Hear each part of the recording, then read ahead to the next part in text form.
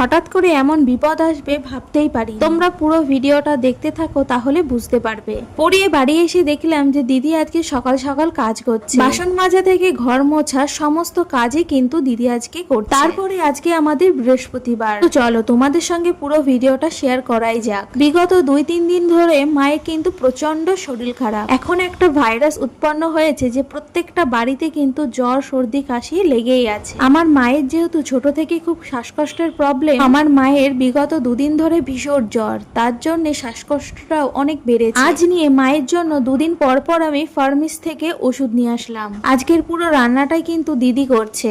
প্রথমে মায়ের জন্য খাবার তৈরি করে নিচ্ছে, তারপরে আজকে আমাদের বাড়ি নিরামিষ বৃহস্পতিবার। আমার সকাল থেকে কিছুই খাওয়া হয়নি, তো মুরগি আর 2টো নাড়ু নিয়ে আমি বসে পড়লাম। নিজের হাতে তৈরি করলেও এই জিনিসগুলো আমি তেমন একটা খাই না, তাই আজকে বিপদে পড়েই এগুলো কিন্তু খাচ্ছি। আমি মিষ্টি জিনিস খুব একটা খেতে পারি না। কালকের কিছু চানাচুর ছিল, সেগুলো দেখো পিঁপড়েতে কেমন অবস্থা করেছে। তাই মা বললো যে এগুলো একটু রোদে দিয়ে রাখ, দেখ পিঁপড়েগুলো সব পালিয়ে যাবে। আমাদের বাড়িতে যেহেতু অনেক শালিক পাখি আসে, তো তাদের জন্য কয়েকটা চানাচুর আমি ছুড়ে দিলাম। অনেক পাখি আগে পরে খেয়ে গেছে, কিন্তু যখনই আমি ভিডিও করতে গেছি তখনই পাখিরা পালিয়ে গেছে।